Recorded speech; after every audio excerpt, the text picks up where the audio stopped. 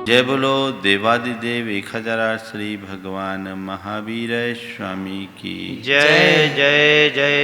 अहिंसा परमो धर्म की जय जय जय।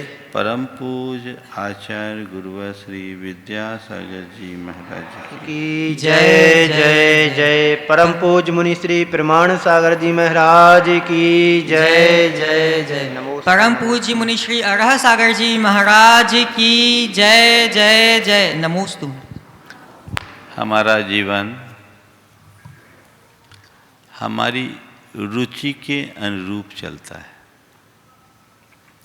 हर मनुष्य की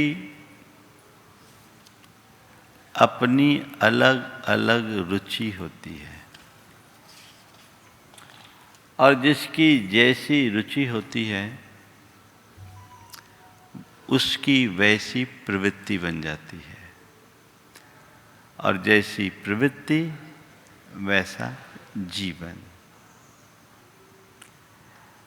धर्म क्षेत्र में सबसे ज़्यादा महत्व रुचि के परिवर्तन को दिया गया है। हमारे यहाँ एक शब्द है सम्यक दर्शन। सम्यक दर्शन का मतलब है सही रुचि की अभिव्यक्ति। जैसी रुचि होगी वैसी दृष्टि और जैसी दृष्टि फिर सब कुछ वैसा होने लगता है। सबसे पहले आप अपने अंतर मन को टटोल करके देखिए, मेरी रुचि किस तरह की है। आज 4 प्रकार की रुचि की चर्चा मैं आप सबसे करूंगा और वहां हमें देखना है कि मैं कहाँ हूं और मेरी रुचि कैसी होनी चाहिए। एक रुचि है अर्थ रुचि। अर्थ रुचि सबके हृदय में गहरी होती है। पैसों के प्रति बड़ा गहरा लगाव होता है। एक नादान बच्चे के मन में भी पैसे के प्रति अच्छा झुकाव होता है। वो कागज फाड़ देगा लेकिन नोट नहीं फाड़ेगा, है ना। निश्चित आप सबके हृदय में अर्थ रुचि तो होगी, पर देखना यह है कि वो अर्थ रुचि कितनी प्रगाढ़ है। अर्थ के प्रति रुचि होना और केवल अर्थ की रुचि होना, इसमें मौलिक अंतर है। अपने मन को पलटिए, अर्थ रुचि है या केवल अर्थ में रुचि है। अर्थ रुचि है तब तक खतरा नहीं है, लेकिन केवल अर्थ में ही रुचि है तो कदम कदम पर खतरा है। हम लोगों ने सुना है अर्थ अनर्थ का मूल है। किसके लिए? जिसके लिए अर्थ ही सर्वोपरि है। लेकिन जिसके लिए अर्थ द्वितीय स्थान पर है, वो अर्थ से परमार्थ की सिद्धि भी कर सकता है। एक ही अर्थ है, उसका विनियोग आप जैसा करोगे जीवन वैसा बनेगा। एक अर्थ अनर्थ करा रहा है और एक अर्थ परमार्थ की ओर ले जा रहा है। दोनों में अंतर आपकी रुचि के अंतर के परिणाम स्वरूप होगा। अर्थ रुचि आपकी है, कैसे किस रुचि से अर्थ परमार्थ की ओर मोड़ता है और किस रुचि से अर्थ अनर्थ करता है, थोड़ी देर बाद आपसे बात करूंगा। दूसरी है भोग रुचि या विषय रुचि। ये भी प्रायः हर किसी के अंदर पाई जाती है। हो सकता है किसी में कुछ अधिक हो, किसी में कुछ कम। अपने मन से पूछो, मन को टटोल कर देखो। जब पंचेंद्रिय के विषयों की कोई बात आती है, भोग विलास की कोई बात आती है, तो मेरा मन कितना उत्साहित होता है। उसके लिए रुचि जगानी नहीं पड़ती, पहले से तैयार रहता है, होता है। क्यों? जन्म जन्मांतरों का संस्कार ऐसा है। और उस रुचि से प्रेरित होकर व्यक्ति उसी तरह के कार्यों में तत्पर भी हो जाता है। आप अपने मन को टटोल करके देखिएगा, मेरी विषयों में रुचि है, उत्तर तो ये आएगा। कितनी प्रगाढ़ है, ये हमें देखना है। एक व्यक्ति है जो विषयों में आकंठ लीन होता है, और एक व्यक्ति है जो विरक्त भाव से विषयों का आश्रय लेता है। दोनों में अंतर है, अंतर है। आप भी अपने जीवन में अपने अनुभवों को पलट कर देखना। कई कार्य ऐसे होते हैं जो आप बड़ी रुचिपूर्वक करते हैं, और कई कार्य ऐसे होते हैं जो आप करते हो पर आपकी रुचि उसमें नहीं होती, है ना। बहुत सारे लोग प्रवचन बड़े रुचि से सुनते हैं, अब बहुतों को प्रवचन सुनना पड़ता है ऐसा भी हो जाता है।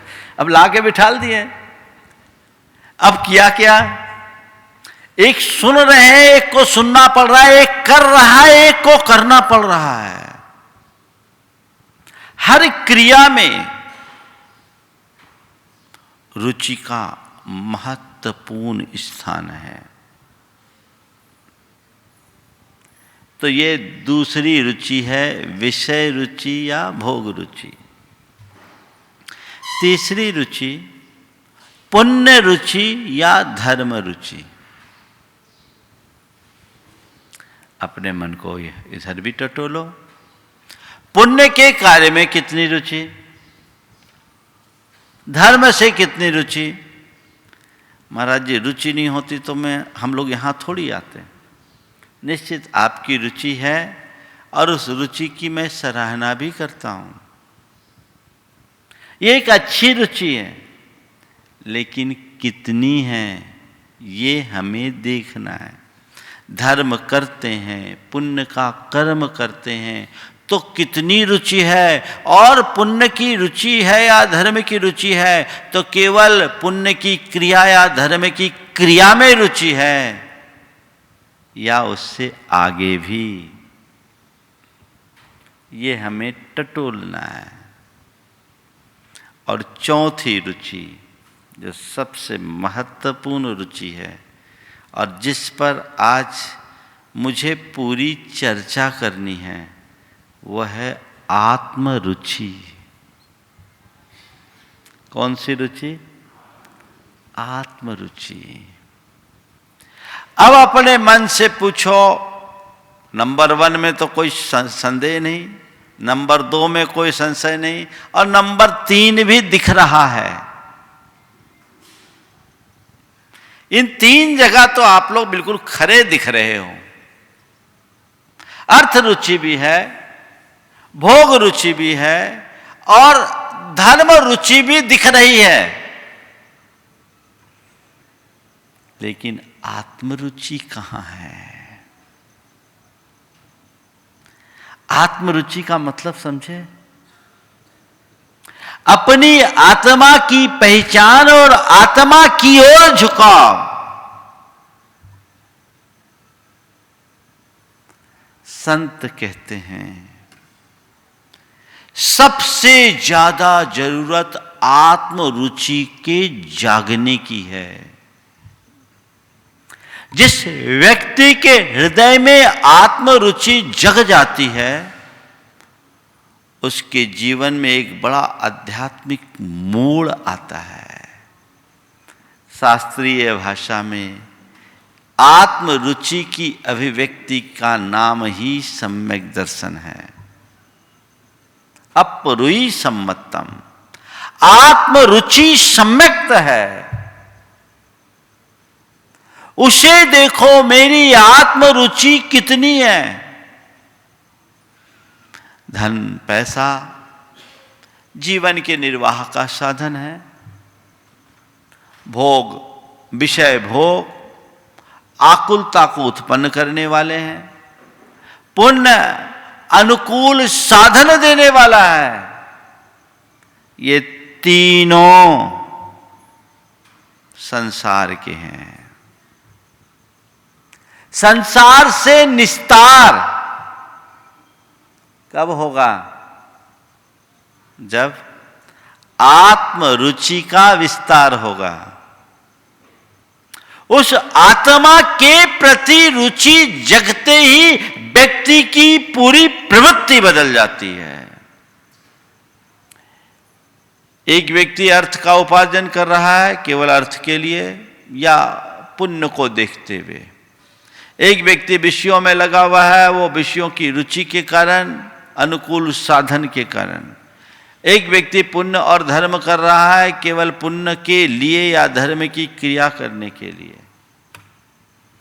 इन सब में उसे कोई भी वांछित लाभ नहीं मिलने वाला। लेकिन आत्म रुचि हो जाएगी तो उसकी सारी प्रवृत्ति ही बदल जाएगी, क्योंकि उसे हर पल इस बात का एहसास होगा, मैं आत्मा हूं और मुझे भव बंधन से मुक्त होना है। जगाओ, अपने आप को पहचानो, अपने आप को जानो, इस बात को समझने की कोशिश करो, मैं कौन हूं और मेरा क्या है। यह आत्मरुचि सबकी कुंजी है। ये जग गई तो बाकी सब चीजें जड़ लगती है। हमारे यहां धन पैसे का निषेध नहीं किया गया, वैभव को भी ज्यादा बाधक नहीं माना गया। बड़े बड़े चक्रवर्ती भी धर्मात्मा हुए। तुम्हारे वैभव की तुलना में, उनके वैभव की तुलना में तुम्हारा वैभव कुछ नहीं। आज के जितने बड़े धनपति हैं वो चक्रवर्ती के चपरासी बराबर भी नहीं होंगे। क्यों, गलत बोल रहा हूं? है ना? चक्रवर्ती के चपरासी बराबर भी नहीं। 14 रत्न और 9 निधियों के स्वामी, 60 खंड में एक छत्राधिपत्य साम्राज्य, उन चक्रवर्तियों की रुचि किसमें थी? वह उन्हें हे लगते थे। क्यों? रुचि आत्मा में थी। हे लगे, रुचि आत्मा में थी, इसलिए उन्होंने उसे गहरे से नहीं अपनाया।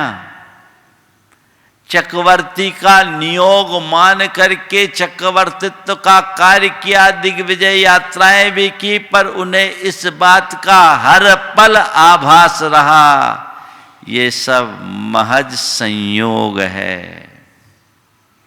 ये रात नहीं, ये वैभव, ये निधि, ये साम्राज्य बहुत दूर की बात। मेरा शरीर भी मेरा नहीं है, ये शरीर भी बहुत दूर की बात। मुझसे भिन्न एक परमाणु भी मेरा नहीं है। ये किसका प्रतिफल है? आत्म रुचि का प्रतिफल है। एगो में शासदो आदा, राण दंसन लखनो, शेषा में बाहिरा भावा, सव्वे संजोग लखना। हट गया सब, कोई रुचि नहीं। 12 चक्रवर्तियों में 10 चक्रवर्ती ने वैभव को त्यागा, अपना उद्धार किया, और 2 जिन्हें ये वैभव रुचिकर लगे अभी नरकों में सड़ रहे हैं, है ना। तो मूल क्या है? आत्मरुचि। सबके बीच रहते हुए भी अपनी दृष्टि को अपने स्वरूपोन्मुखी बना के चलो। एक बार स्वरूप के प्रति झुकाव बढ़ गया, स्वरूप की रुचि जग गई ना, तो तुम्हारी प्रवृत्ति में अपने आप सहजता और सरलता आ जाएगी। फिर ज्यादा कुछ कहने और करने की जरूरत नहीं होगी। कहते हैं चक्रवर्ती की संपदा, इंद्र सरीखा भोग, काक बीट सम गिनत है, सम्यक दृष्टि दो। ये व्यर्थ तुच्छ प्रतीत होने चाहिए, उनके प्रति केवल इतनी दृष्टि होनी चाहिए, सब संयोग से उत्पन्न भाव है, मेरे अस्वभाव हैं, मेरे नहीं हैं। इतनी समझ हो जाए तो फिर अपने धन का मोह नहीं करोगे, धन का अच्छे कार्यों में विनियोग करोगे। कल मैंने कहा था कि संयोग पाप से भी उत्पन्न होते हैं और पुण्य से भी उत्पन्न होते हैं। पाप से उत्पन्न संयोगों का प्रयोग ऐसा करो कि नवतर पुण्य आए, और पुण्य से उत्पन्न संयोगों को भी पुण्य के उत्पादन में लगाओ, पाप के उपार्जन में नहीं। जिसकी आत्मरुचि होती है वो जानता है कि मेरी आत्मा कर्म मल से किस प्रकार मलिन होती है, विषय विकार मेरी आत्मा को किस प्रकार अपवित्र और कलंकित करते हैं। मुझे मेरी आत्मा को निर्मल बनाए रखना है। ऐसी रुचि होने के परिणाम स्वरूप वो कभी भी विषय भोगों में अपने चित्त को नहीं रमाते हैं। पुण्य से प्राप्त शुभ संयोगों को शुभ कार्यों में नियोजित करते हैं।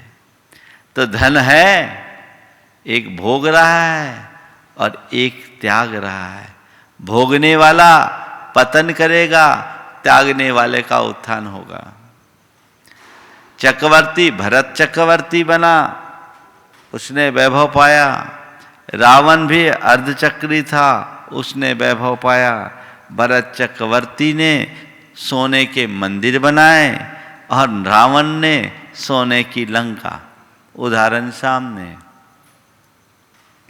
भरत चक्रवर्ती का वह जिनालय आज भी सुरक्षित है और उसका गौरव आज भी सुरक्षित है, देश का नाम भारत पड़ गया। और रावण की लंका, सोने की लंका की ईंट से ईंट बज गई। क्या हुआ? एक ने अर्थ को परमार्थ में लगाया और एक ने अर्थ को भोग में लगाया। एक का अर्थ सार्थक हो गया और दूसरे का अर्थ अनर्थ का हेतु बन गया। दृष्टि, रुचि सही होनी चाहिए। आत्मरुचि जग जाने के बाद सब नीरस लगता है। जम्मू स्वामी की कथा आप सबको पता है। जम्मू स्वामी को कुमार अवस्था में ही वैराग्य हो गया। वो घर में ही एकदम वैरागी जैसे रहते थे। भगवान महावीर के काल की बात है, उन्हें वैराग हुआ। उनकी माता तक समाचार पहुंचा। माता जम्बू कुमार से गहरा स्नेह रखती थी, बिफर पड़ी। ऐसे हर माता बिफरती है। बेटा दीक्षा ले ले तो कैसे चलेगा? बेटा ऐसा मत कर। मैंने कब से सपने संजो रखे थे कि तेरा विवाह करूंगी।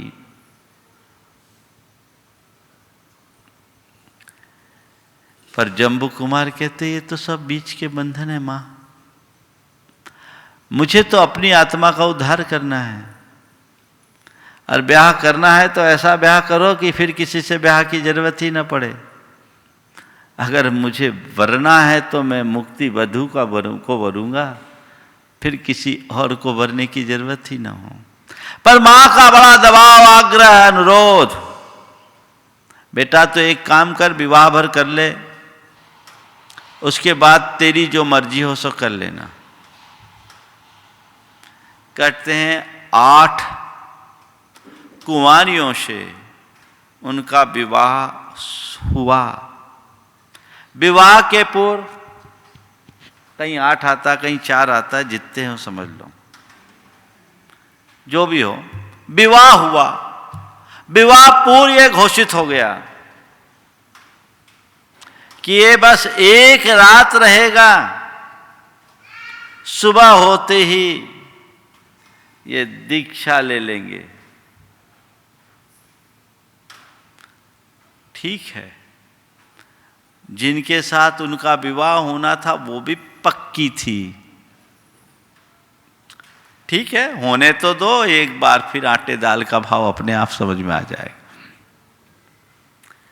उनको अपनी बात पर पूरा भरोसा था। एक ही काफी है आदमी को फंसाने के लिए, वहां तो 8 थी।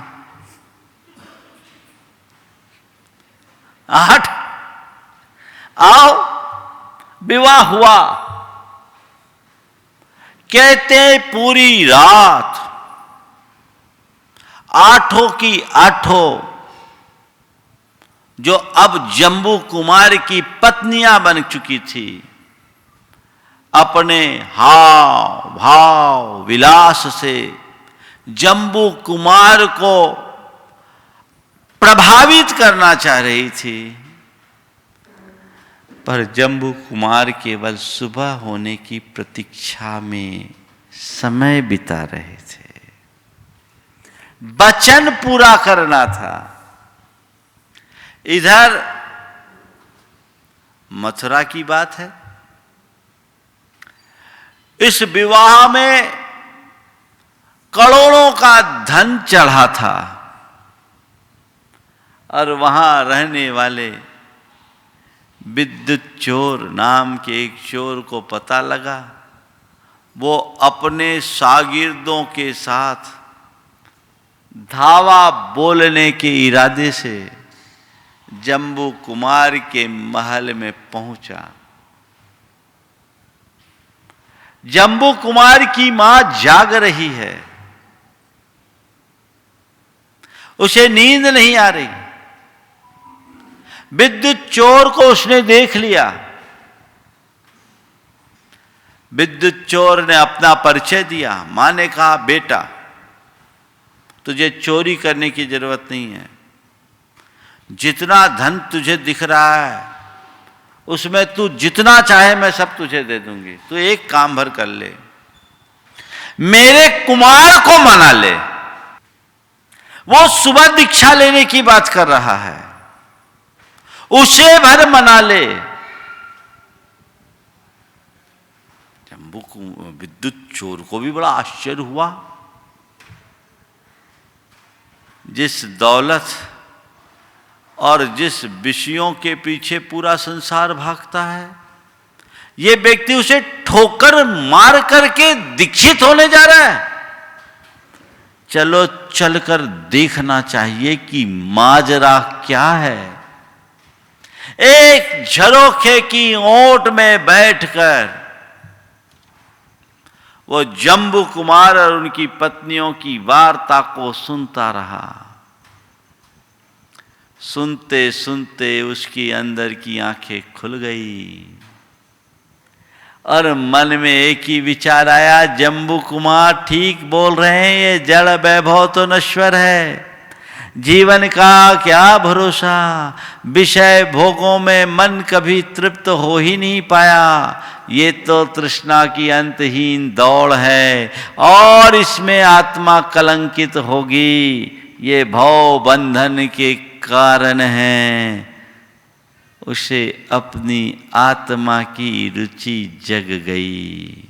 कहा जम्बू कुमार तो सुबह दीक्षा लेगा, लेकिन अब दीक्षा ही लेना है तो सुबह तक की प्रतीक्षा क्यों करें? क्या पता सुबह मेरी हो भी या ना हो, चलो अब भी चलो। और कहते हैं वो अपने 500 शिष्यों के साथ, शिष्य शब्द का प्रयोग कर रहा हूं मैं चला के, क्योंकि अब मुड़ गए वो। विद्युत चोर ने दीक्षा ले ली। जम्बू कुमार की कहानी आप सबको पता है। वे अंतिम केवली हुए अनुबद्ध केवलियों में, जम्बू स्वामी। सुबह उन्होंने भी दीक्षा ली।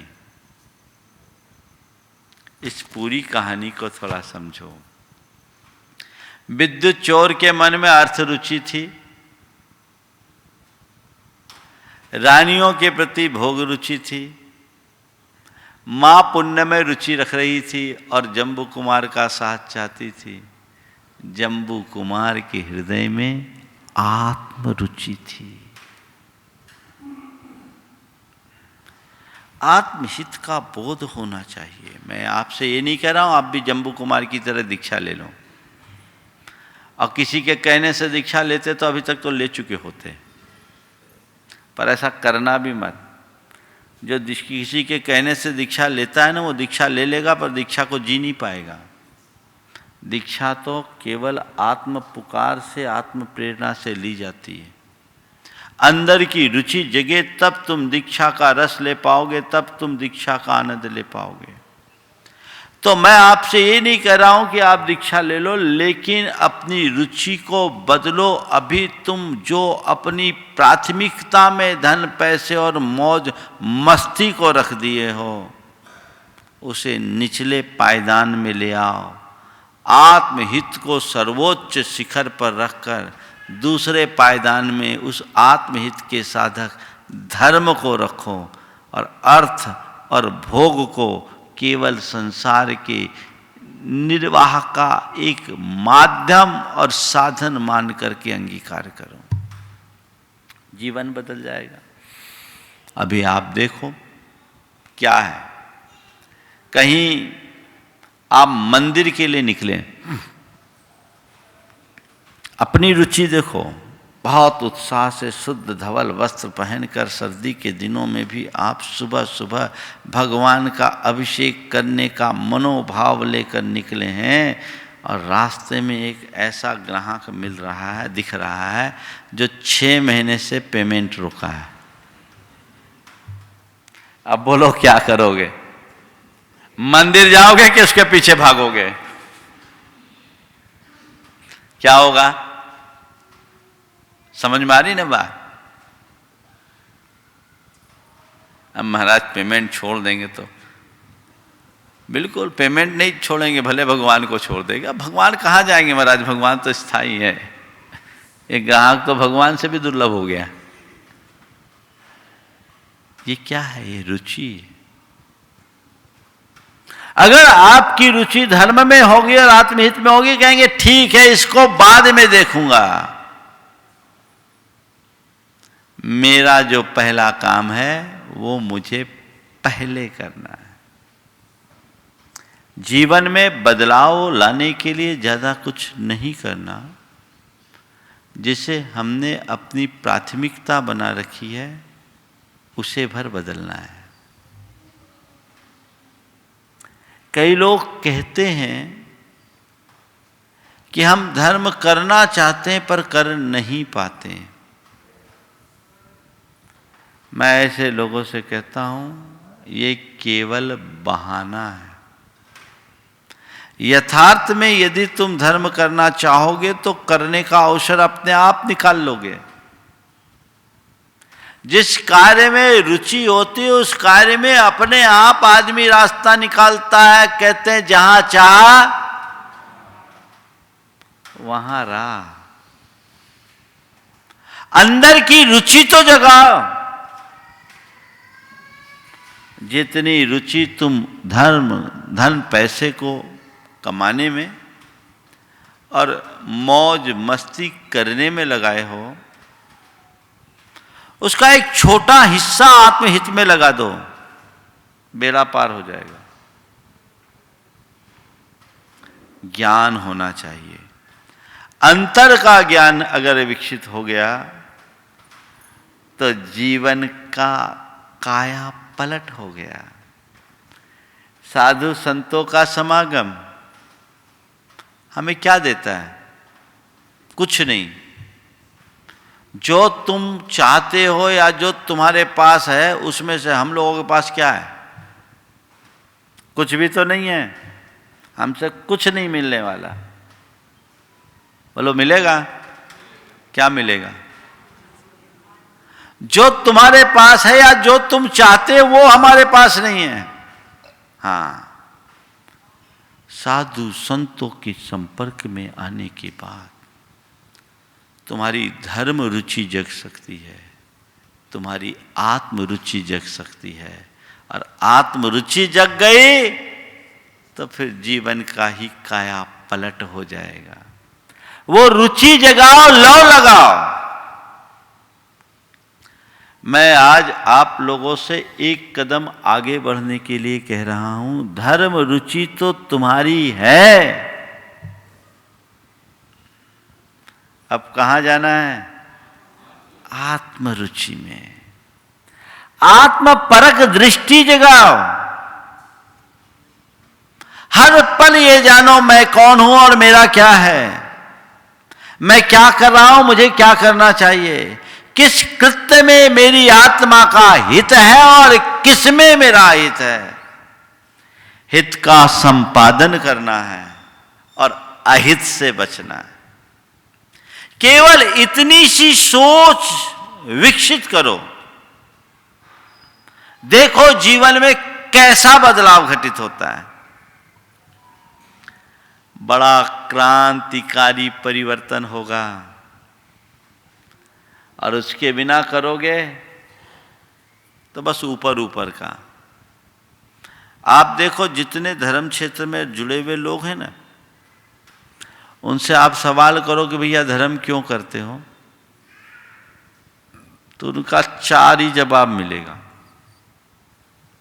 कुछ लोग इसलिए धर्म करते हैं कि बाप दादाओं ने सिखा रखा है बेटा धर्म करना, संस्कार दिया, उपकार मानना चाहिए उनका, इसलिए धर्म करते हैं, पहली बात।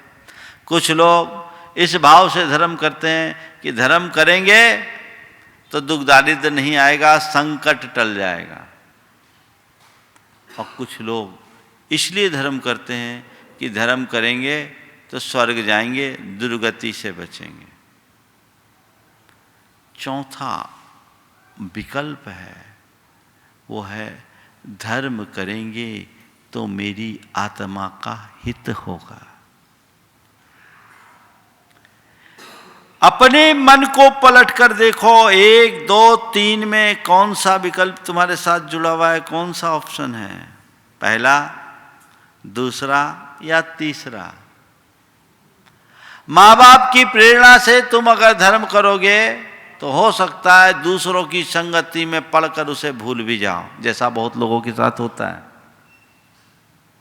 माँ बाप ने कहा बेटा धर्म करना, उन्होंने धार्मिक संस्कार दे दिए, लेकिन हमारे ऊपर उल्टी संगति का असर पड़ गया, सब विमुख हो गए, वह धर्म टिकाऊ नहीं होता। धर्म करेंगे दुख दारिद्र टलेगा, संकट टलेंगे, मुश्किलें टलेगी। ऐसे लोगों का धर्म भी अस्थिर होता है। क्यों? कभी कदाचित कोई संकट आ गए, कोई दुस्संयोग आ गया, अरे धर्म करने से कुछ नहीं होता, छोड़ो। कई लोग ऐसा करते हैं, वो भी कब भी धर्म से विमुख हो जाए कोई पता नहीं। और तीसरे दृष्टि से जो धर्म करते हैं वे भी स्वर्ग जाने के लिए धर्म करते हैं, पर जीवन भर नरक का काम करते रहते हैं। उनका धर्म उनके पूजा स्थलों तक ही सीमित रहता है, उससे आगे नहीं बढ़ पाता, वे आगे नहीं जा पाते हैं, उनका जीवन वहीं थम जाता है। उनका धर्माचरण एक क्रिया मात्र बन करके सिमट जाता है। लेकिन धर्म करने से मेरा आत्महित होगा,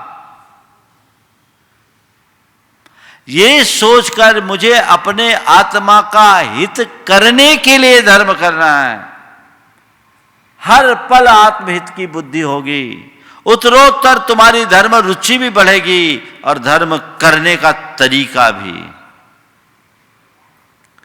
फिर हर पल तुम्हारा ध्यान तुम्हारे अपने परिणामों पर होगा।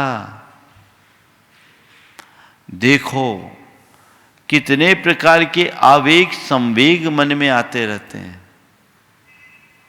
कैसी सोच और भावनाएं हृदय में उभरती है, उनको शांत करो। बहुत सारे लोग हैं जो धर्म करके भी धर्म के फल से वंचित रहते हैं। एक अधर्मी धर्म से के फल से वंचित हो तो कोई बड़ी बात नहीं, लेकिन धर्मी भी यदि धर्म के फल से वंचित हो तो इससे बुरी बात और क्या होगी। कौन धर्मी धर्म के फल से वंचित होता है? वही जो आत्महित को भुला देता है। लक्ष्य आत्मा के हित का रखना चाहिए। कोई भी क्रिया करो आत्महित को सम्मुख रखकर करो, और सबको ये पता है किसमें मेरी आत्मा का हित है और किसमें अहित है कि नहीं है? अपने आप पाप रुचि घटेगी, धर्म रुचि बढ़ेगी, सोच बदल जाएगी। नहीं, मुझे ये कार्य प्राथमिकता से करना है और ये कार्य सेकेंडरी है, ये प्रायोरिटी में है, सेकेंडरी है। ऐसी सोच विकसित कीजिए, जीवन में बहुत बड़ा बदलाव घटित होगा, जीवन का कायाकल्प होगा। तो रुचि जगाइए। हम लोग आप लोगों की रुचि जगाने की कोशिश करते हैं, और वो रुचि बहुत दुर्लभता से जगती है। जिनकी ऐसी रुचि जग जाती है उससे भाग्यशाली और कोई दूसरा नहीं होता। देखो, जिनकी आत्मरुचि होती है उनकी सोच, उनकी चर्या, उनकी क्रिया कैसी होती है। एक बड़ी पुरानी कहानी मुझे याद आ गई। एक युवक,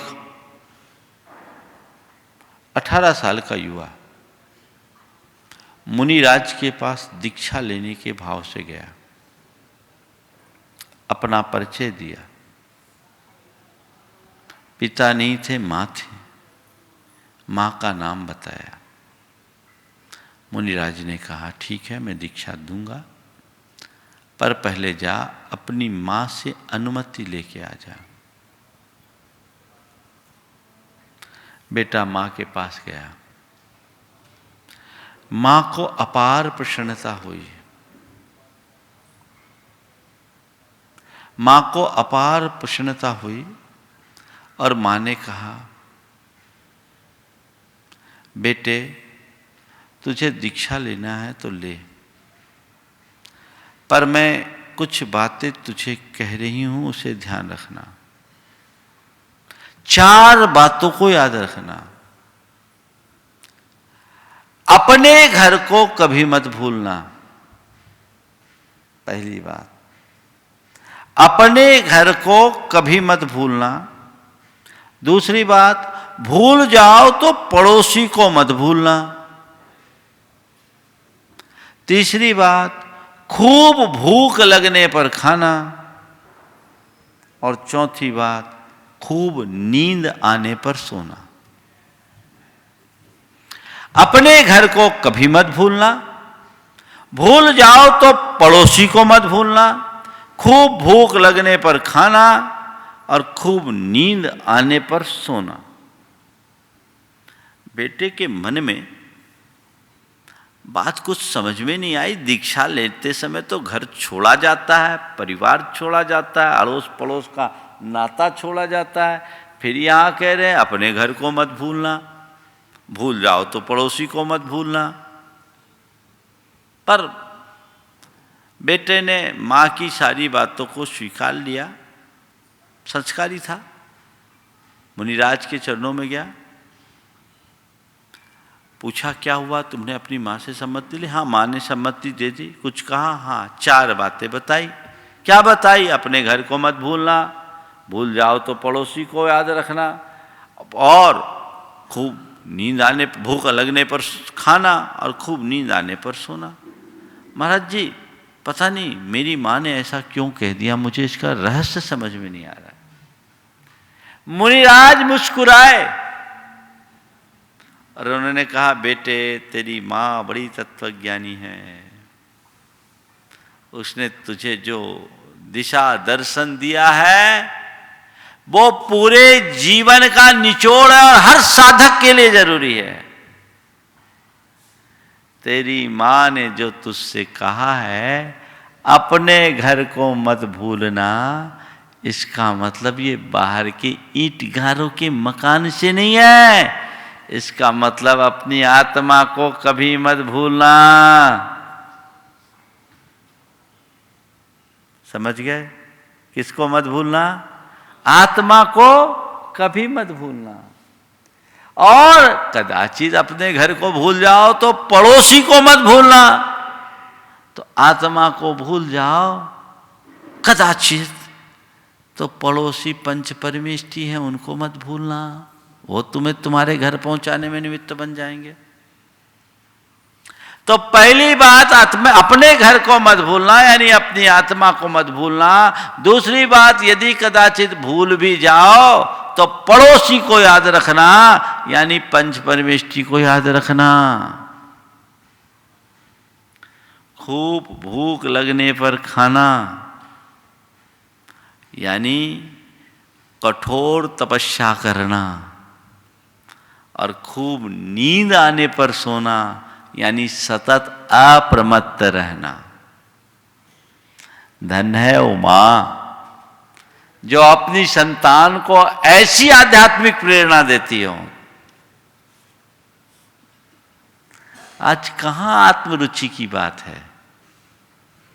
धर्म रुचि की बात तो फिर भी कर दी जाती है, आत्मरुचि जो मूल तत्व उसे लोग भुला देते हैं। बचपन से बच्चों में ऐसे संस्कार डालो कि उसकी आत्मा की ऐसी अभिरुचि जग जाए कि 7 समंदर पार जाकर के भी वो अपने मार्ग में स्थिर रहे। घुट्टी में ये संस्कार मिलने चाहिए, लोरियों में आत्मा के गीत सुनने को मिलने चाहिए। लोग अब खुद में ही नहीं है तो बच्चों में कहां देंगे? खुद में जगे तो बच्चों में जगे और हमारा जीवन संवरे, ऐसा प्रयास हम सबको करना चाहिए बंधुओं। मंगल भावना की 4 पंक्तियों के साथ में विराम लूंगा। मंगल मंगल होए जगत में सब मंगलमय हो। मंगल मंगल होए जगत में सब मंगलमय हो। इस धरती के हर प्राणी का मन मंगलमय हो। इस धरती के हर प्राणी का मन मंगलमय हो। मंगलमय हो प्रात हमारा रात सुमंगल हो। मंगलमय हो प्रात हमारा रात सुमंगल हो। जीवन के हर पल हर क्षण की बात सुमंगल हो। जीवन के हर क्षण हर पल की बात सुमंगल हो। घर घर में मंगल छा जावे जन जन मंगल हो। घर घर में मंगल छा जावे जन जन मंगल हो। इस धरती का कण कण पावन ओ मंगलमय हो। इस धरती का कण कण पावन ओ मंगलमय हो। मंगल मंगल होए जगत में सब मंगलमय हो। मंगल मंगल होए जगत में सब मंगलमय हो। इस धरती के हर प्राणी का मन मंगलमय हो। इस धरती के हर प्राणी का मन मंगलमय हो। जय बोलो परम पूज्य आचार्य गुरुवर श्री विद्यासागर जी महाराज। जय।